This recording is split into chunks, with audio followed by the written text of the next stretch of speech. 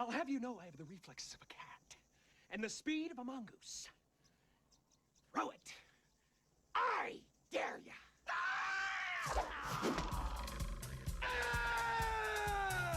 Hello everyone and welcome back to the Brickmaker channel. Now before I turned off the monetization, the last time I put a poll for my channel members, this was the video that won the vote. And since I've been doing other characters in different Fallout games, it felt quite appropriate. Plus, this is one of the first videos on my channel for Falloutnewvegas that actually broke 10,000 views, so it's nice to do a part 2. To make this a little bit more appropriate for the character himself, I got some Creation Club items as well. The prototype Gauss rifle, which is unbelievably good, so much better than the other Gauss rifle in the game. And the Tunnel Snake's rules, so I can get that old 10mm pistol.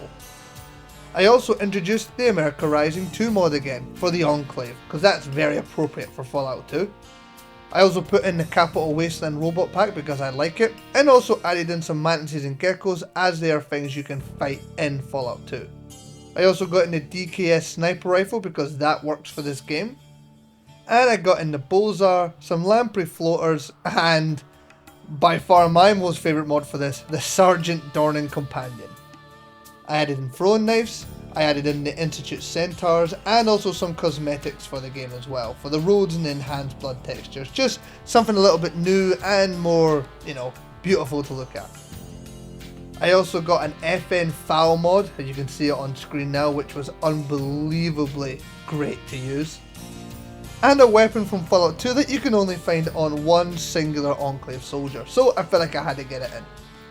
Now I'm sure you guys are all waiting with bated breath, so I'll say it now in full, so we can all fully understand what this video will be. Can you beat Fallout 4 as the Chosen One? This game starts off not in a temple, not in a village, but in my own bathroom, admiring the great looks. And I immediately take those great looks away, because I don't exactly have much to work on. We call him the Chosen One, and I give him pretty balanced out stats, nothing too crazy. We experience the reason why we moved off and made our own village, because this one's clearly not safe. And we get sent under the ice, old caveman style. Only briefly waking up to watch my, wife get blasted away. It's here where we get to see one of my most favourite mods, despite it not looking very good right now, but I did introduce into this game a different Pip-Boy. Although it looked glitched now, once we try to open the vault door, it finally comes into full view.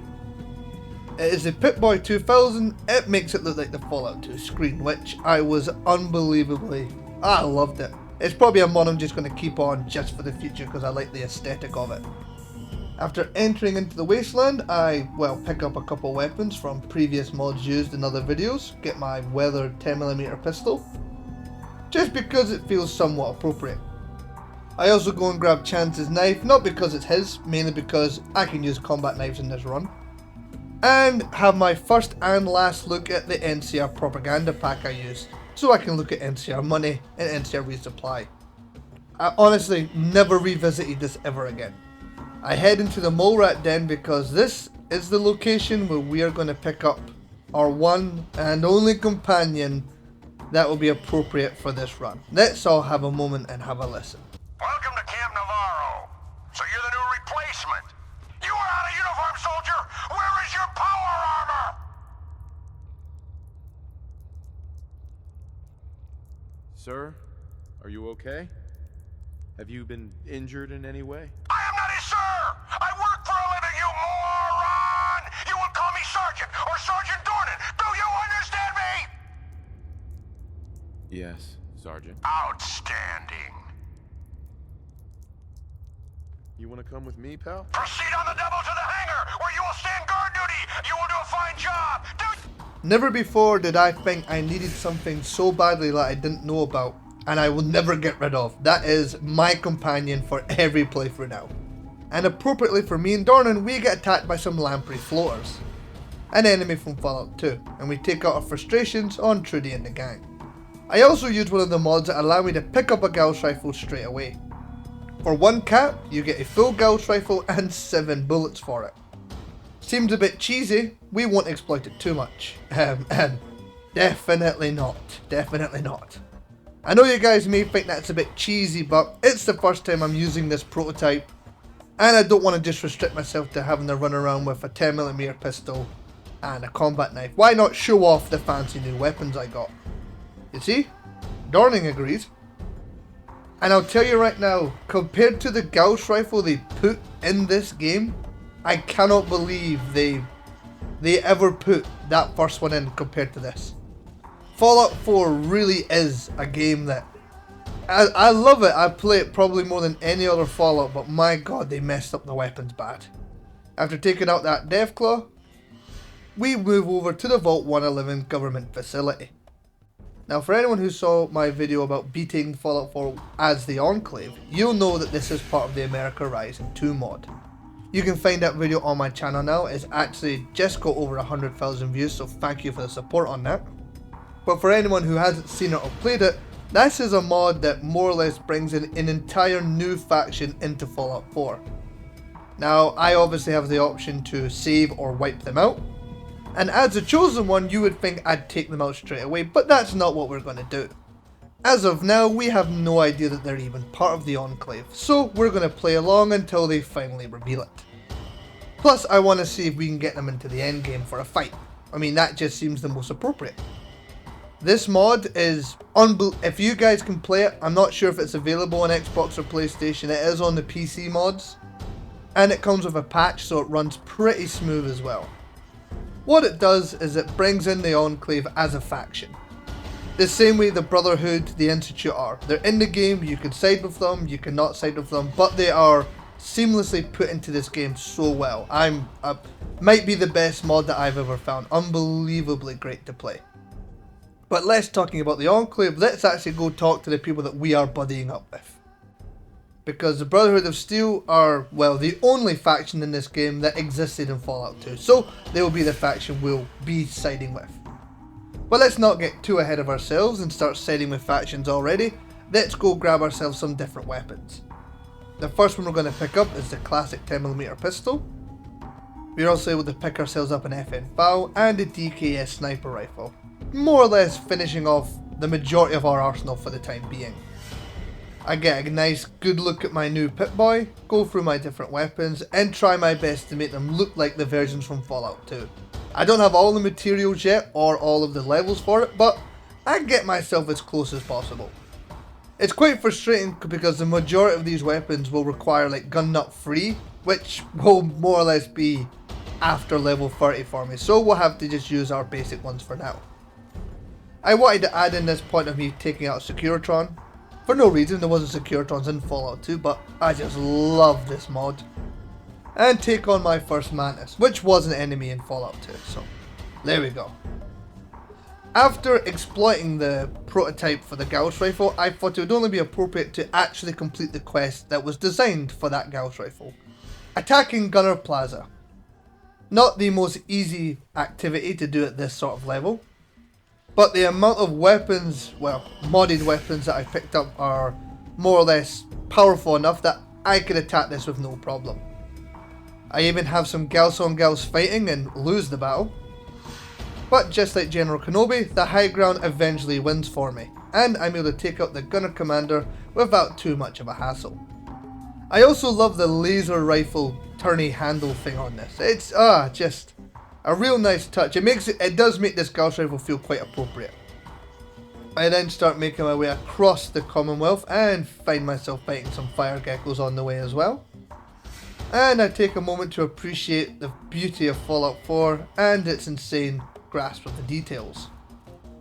I take out another giant mantis. They're pretty rare, so I want to show off every time I do, and accidentally snipe this tree trying to take out the forge. I arrive at the Hub City Auto Wreckers because, well, first of all, Hub City feels appropriate, but I'm also here to pick up another weapon. I get in a sniping match with the guy with my weapon and for some reason take safety in this fire. I'm sure he's just sleeping. But the reason I'm taking out every single gunner I can find is because I can now pick up the unique Falloutnewvegas Gauss rifle, which I only wanted to grab because I didn't use it in my courier run, so I thought I'd get to use it now. just similar to the one in Falloutnewvegas, slightly more damage and a nice rusty look, and I take out the Captain Bridget. This is mainly because I wanted to pick up her heavy combat armor, as I did add a mod that changed the combat armor into something that looked a little bit more old school. I'm not sure if I noticed too much of a difference, you guys let me know in the comments down below, but the mod said it adds it to an older version, Fallout 1 and Fallout 2, so I'm going to take it at its word. I also decided to wipe out Trinity Plaza because it feels somewhat appropriate. Wiping out all of the different super mutants just like my father did. I also get the opportunity to unlock a super mutant companion just like myself did in Fallout 2. Grabbing Strong just like we grabbed Marcus. But however, we're not actually going to grab Strong because, well, we have Sergeant Dornan and there is no way I'm replacing him. I decided at this point just to get through a little bit of the main story, mainly for some levels, and also to try and test and see how kind of far the Enclave will move without us necessarily touching it. I want to get it to a point where I help them up until they reveal that they're the Enclave and then get out, but I also want to make sure they're there for the end game. I also found this nice little glitch. If you click the vault door while you're in combat, it will open without you having to do the whole animation. Potentially just a bit of a time saver if anyone does speed runs, but yeah, if you're in combat it doesn't make you do the whole malarkey. Valentine must be quite surprised. I mean, at this point you're usually meeting him with not that great of weapons, but I've got more or less a one-shot rifle, full heavy combat armor, and a companion kitted out in power armor himself, so he must be thinking we are level 100 at this point. We give him the good old talk and send him back to Diamond City, and change our Pip-Boy over to the Highwayman skin, which you're probably noticing the music in the background. I mean, that is just beautiful. We have our little meeting with Nick and discuss the son that I have no idea I had about. And we head straight over and just bribe Geneva quickly because there's no reason for any sort of speech checks or any requirements like that. We can just bribe and move on.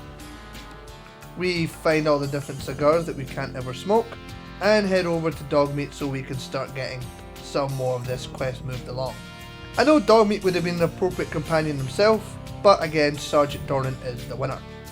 I also start using my sniper rifle a little bit more, and this was a nice mod. I do quite like it. But it's nothing too special. I wouldn't implement this mod every time I'm playing. The FN FAL maybe, the Gauss rifle definitely, but I think that sniper rifle not so much. It's good, but it's not the funnest. Similar to the intro of this video, Kellogg has absolutely no chance against my tribal powers as I blow his head off in one shot. We hit up his admin table and get a pretty good look at, well, our faction for the game. I can't believe it. Every time they fly in, I just can't believe it. Me and my big old bubble suit. I am asked who am I going to take as a companion to the memory den, and there is, again, only one answer. I'll keep bringing it up because he's perfect. And I decide to get the Enclave main quest moving along. Again, for those who aren't aware about this mod, you get completely new areas as well. And just to give a brief update on the story so far, the 4 people that we saved in that vault, they need to set up communications with this base. But it is covered in raiders right now.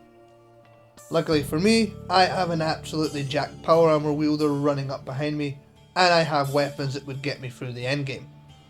And if you didn't think I was strong enough, I also stumbled across a full set of T51 power armor. And for anyone who isn't aware, the T51 set is more or less the box art for Fallout 2. So let's just say this will also be my armor until the end of the game.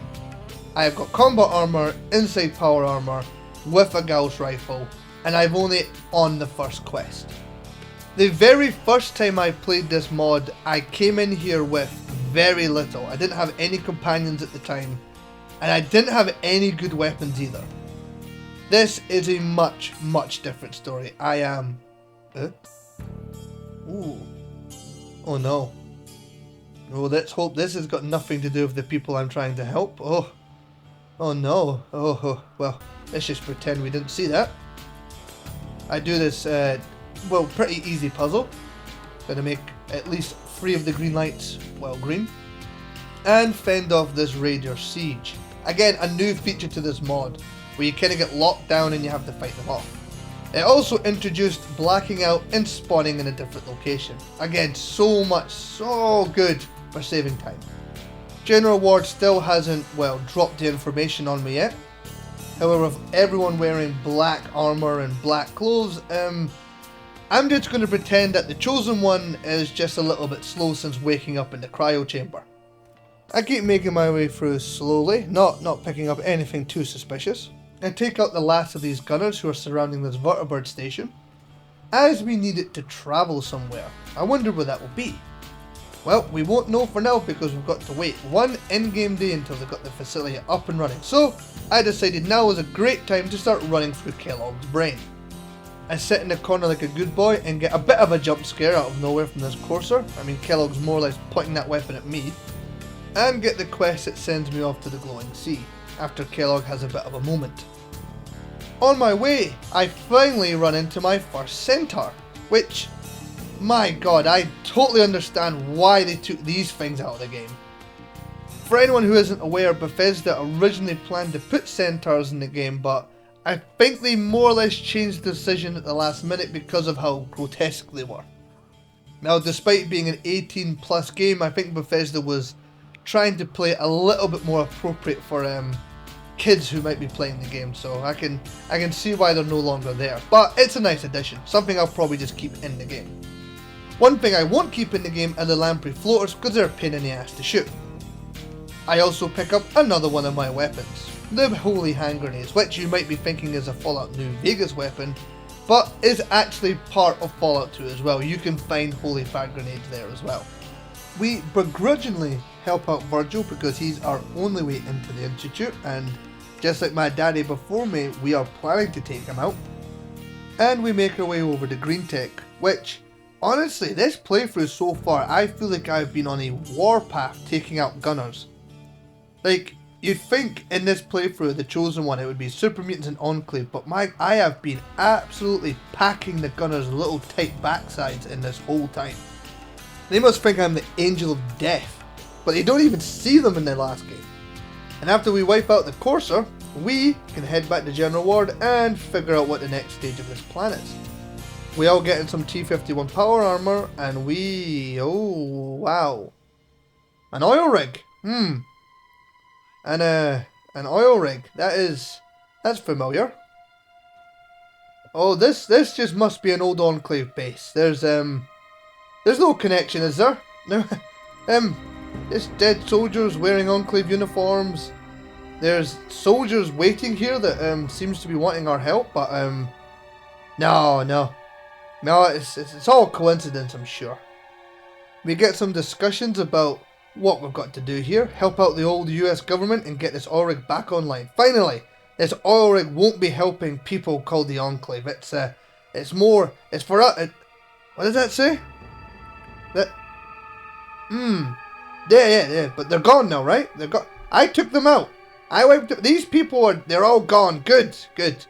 My new friends are gonna turn this base into a much better location. This evil Enclave, even making super mutants over here. It's despicable. This is why I blew up their oil rig. This is why I did it. And I'm gonna fix this one. I'm fixing it for the good guy. For the good guy, finally. I mean, this General Ward guy, he is... I get a really good feeling about him, I must admit. Time I tell you. We are the Enclave, the last bastion of our beloved America. It is our duty to undo the damage caused by the Great War, and I will ensure we succeed. From what I have seen here today, we have a lot of work to do. I extend to you an invitation to join us in this work. Whoa. Nah, I never knew that. The penny has finally dropped, and we are obviously going to refuse to join the Enclave. The game actually gives you quite an interesting way of doing this. I say the game, the mod. It gives you an out. You can refuse, and they say, well, we normally take you out, but instead we'll just incapacitate you, which knocks you out and more or less locks you out of any more Enclave quests. Hopefully this is not the last time we will be meeting the Enclave. However, at this point we've just got to move on with the rest of our main game. and pick up another one of our weapons. We went and picked up a throwing knife, which came from the Select Throwing Knife mod, which is a weapon you can use in Fallout 2. I'll show in the cool animation right now, and what you're able to do with it. You can put it in your grenade slot, you can have it just as a main weapon. But I'll just be honest with you right now, after the first couple uses of it, I don't really think I used it very much. It's cool, it's definitely a cool mod, and I'd love to have it in like the vanilla game, having throwing knives and all these different kind of things, but I used it like right now, and I don't really think I ever picked it back up. I take out some more bigger centaurs, which have got a much different light on it when it's in the day. You can see them a bit more clearly. And you can see that, yeah, they're definitely, the mutant hounds were well based on these things. I mean, the centaur meat as well also gives you the same effects as mutant hounds. I don't know, for me, it's the centaurs are more Fallout-y. I like them more. Leave a comment down below, what do you think? Do you like the centaurs or do you prefer the mutant hounds? Also, leave a like, subscribe, why not, it's free. And while I reload my knife, I finally meet up with the railroad. For one simple reason, I want to get this courser chip decoded. And as of now, I have no reason to wipe them out, so I do it the peaceful way. I head back to Virgil and get the signal interceptor plans, and I have to use one of the different factions to build it. And the only one, as I said before, is the Brotherhood for me. Surprisingly though, I'd forgotten to even complete the initial quest over to ArcJet, so we're going to have to do this now. I won't waste too much time on it, we've seen the ArcJet quest 100 times at this point. You cook dance, you get the little funny box, and you get access to the Pridwin more or less. I do think it's funny that you pick up the radio and within a second be like, yep, Brotherhood's already sent a vertibird, it's already arrived. It's not canonically correct. How could they have arrived so fast? I take my complaint straight to the head of the show, Elder Maxim, and have a nice time listening to his nonsense, and I get to go meet all the different guys. I'm not sure how I got a medical in this suit of armour, I never took it off, but hey, maybe he got through one of the vents. And speak to the other robot woman here. After that we do our final discussion with Tegan and open up the shop. And get our first quest to go wipe out Fort Strong, which is, again, just like my daddy did. Just like he did. Jumping off Pridwins right into the ocean because for some reason this vertibird never spawns in the appropriate location for me. And I'm going to go take out as many super mutants as possible. And luckily I'm actually able to use the minigun as they were available in Fallout 2, so I can take out the behemoth without having to run up the beach at him. The battle at Fort Strong is as it usually is, but right now I'm running out of ammo, which is a bit of a problem. I have to use more or less all my weapons. I'm trying to avoid the Gauss rifle at this point to try and get a little bit more variety in my gameplay. And after all the centaurs are all taken out, I fully agree with Paladin Dance and say that super mutants are an abomination. With Fort Strong wiped out, we can start building our signal interceptor and getting this main quest on the road. Sergeant Dornan looking like he's the watchful protector of old Proctor Ingram. And after getting the whole platform built, I can start making my way over to the Institute. Now I do want to take a couple minutes here just to discuss how this challenge is going and what my ideas for the channel are right now. We know the Institute, we know this whole section, we don't need to discuss it too much. As of now, I'm really enjoying doing these character based runs. But the next video that I'm going to be releasing, I've already got most of it recorded, will be another TV show character. One that someone suggested recently, so I'm really excited to do that. But I just want to take this moment to ask, how are you guys finding the channel? Is there any challenges you guys want to see? Get them down in the comments and let me know if there's anything you'd like me to change about how we're doing these videos. I'm always happy to listen. After all those chats with the Institute, and you know, kind of starting to like them, they're nice people, I start making my way over to the what? The FEV lab? Well, surely these people aren't behaving the same way oh god. Yep, just like the Master, making their own super mutants. Well, any chance of me siding with the Institute? Well, it's dead and buried now. My daddy got kicked out of his vault because of this. So after grabbing the evidence, well, let's just say next time I see Virgil, well, we're going to have a nice long chat about our parents. I convinced Dr. Lee to join back with us in the Brotherhood, get my DKS sniper upgraded to a more appropriate looking one, and out of nowhere I get aerial assaulted by the Enclave, showing that they're just operating as like the Brotherhood would. I said Hood would. That rhymes. Heh, Hood would.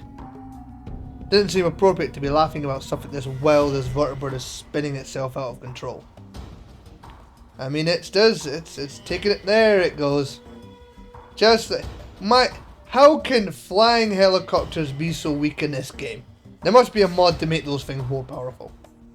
After all that nonsense, we head back to Proctor Ingram and we get brought in on the Liberty Prime project. Again, this has got nothing to do with us, but hearing about how they used them to destroy the Enclave back in the capital wasteland sends shivers down my spines and puts a nice tickle in my butt. And the fact that Dr. Lee ain't willing to help, I mean, that just ain't right. There's only one end game in this game, and that's to wipe out the Enclave. So I thought, why not take a moment and take out all the different Enclave settlements that were put into the game through the update. Not the mod, the update. So right now, to get some extra levels, we're going to be wiping out all the different Enclave Hellfire posts. We get information that they're camping out somewhere in the Glowing Sea. On our way to wipe out the Enclave for the 7th time in the series, but they just keep coming back, we run to Scribe Halen and get the main quest moving along since we're in the area. I also just want to take a moment to highlight that Sergeant Dornan was also kicked out by the Enclave while we were on the oil rig, so as far as I'm concerned, he is 100% appropriate to still be my companion. And we enter the Atlantic offices with very much ill intent.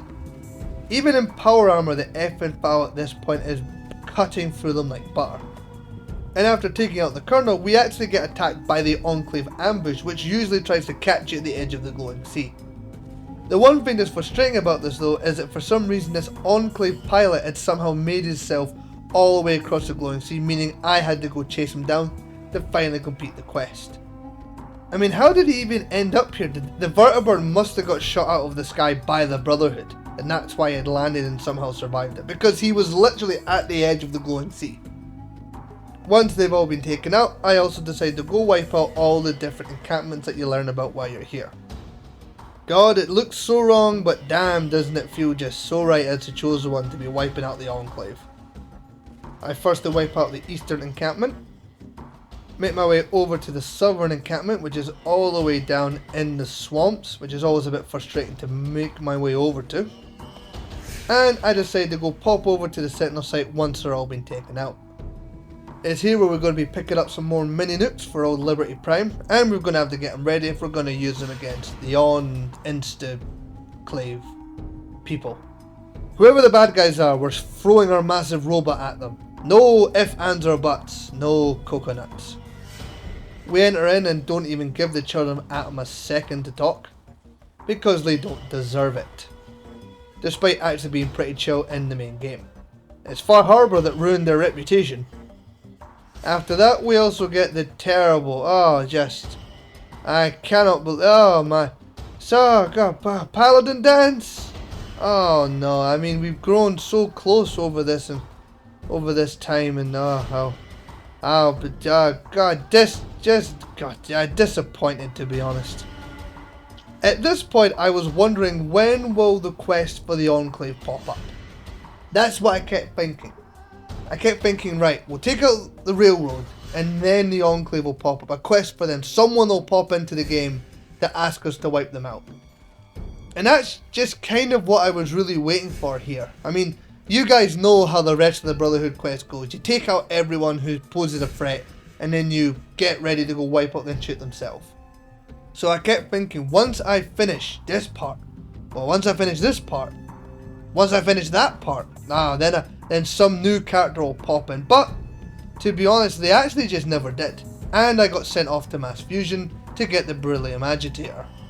Now this is more or less the penultimate quest. I mean, once you've got this, you can head right over to Liberty Prime. When you choose the Enclave as part of this mod, what happens is that the Institute and the Brotherhood turn up to Mass Fusion together to attack you. And I kept thinking that the Enclave was just going to pop out at any minute. This boogeyman, I just kept thinking they were going to come and get me at any moment now. But if I'm completely honest, they never did. It's rolling along just as it normally does. Just usual sentry bot, attack, assaultron, wipe out the Sims in the reception area. Nothing so far. So once I got back to Ingram and she was giving me the okay to put the agitator in, I decided that I'd head back to the vertibird area. And this area is now filled with Enclave soldiers, which made me feel a little bit more promised. I wipe out everyone in there with the word Enclave in their name, but unfortunately the vertibird does not give us any destination to fly to, so at this point I was feeling a little bit disappointed, but we still have a game to finish. So we pop in the agitator into Liberty Prime, get him all moving, ducking and diving. Look at him, he's jiving away. I cannot wait to walk with him all the way to CI. I cannot wait. And by that I means I instantly fast travelled straight over to CIT because I cannot be bothered walking with him. I jump in the big hole, hoping that I'll find an Enclave soldier down here when I arrive, but unfortunately it's just Maxim with his fusion pulse charge. We do the old rigmarole, the usual song and dance, wipe out all the different Sims and make sure I take out those gorillas as well because you can't leave those things lying around. We kill our father's son, take out the last of the Sims with the last of our FN ammo, and decide that now is finally the appropriate time to use our holy frag grenades. We pretty much blow up everything within a 100-mile radius, take out all the legendary Sims, make sure no one is left behind, and apply our fusion pulse charge to the reactor. Once that's put on, we get teleported right back to the main road. And once we get here, you know, I've got a bit of a soft side on me for this playthrough, so I decided to save my robot son, because who's going to become the new tribesman? Who's going to become the new leader? The bloodline must keep going into every game. I get the detonator ready, set off the huge explosion, proving that yes, you can indeed beat the main game of Fallout 4 as the chosen one. I decide to fire off the last of my ammo in protest.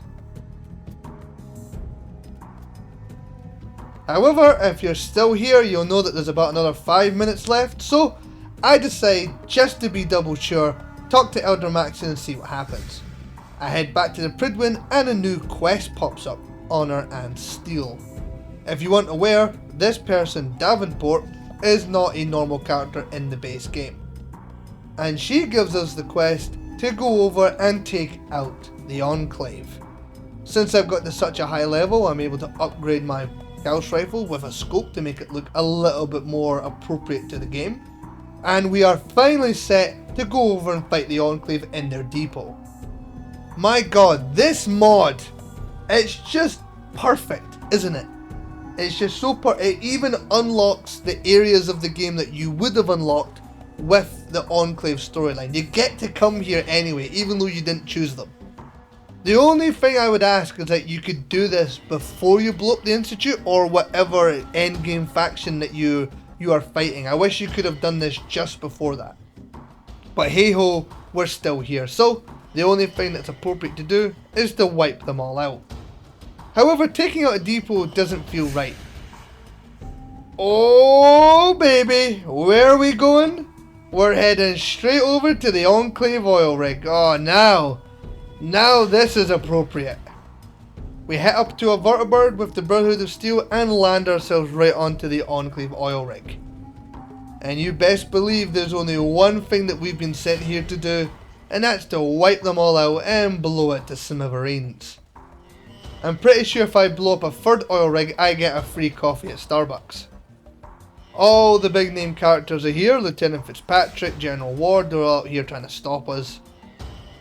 We're taking out assaultrons. And the only thing that we've got left is our helmet.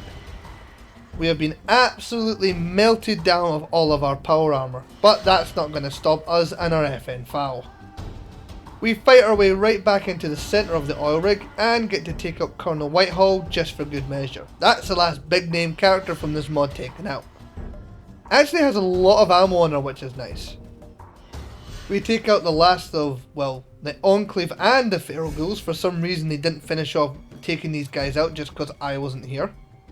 And similar to the other faction, it involves us placing a charge on their big old reactor to blow it to sky high. After this, we've got to make our way back to our vertibird and get a good view to watch the oil rig blow up. Just got to make sure that there's absolutely no man left behind. And Dornan? Sergeant? Guys?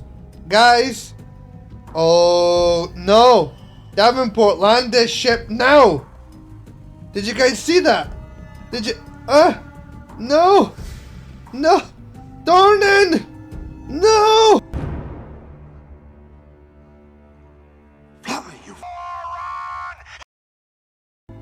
Well, if there was any way for him to go, that does seem the most appropriate.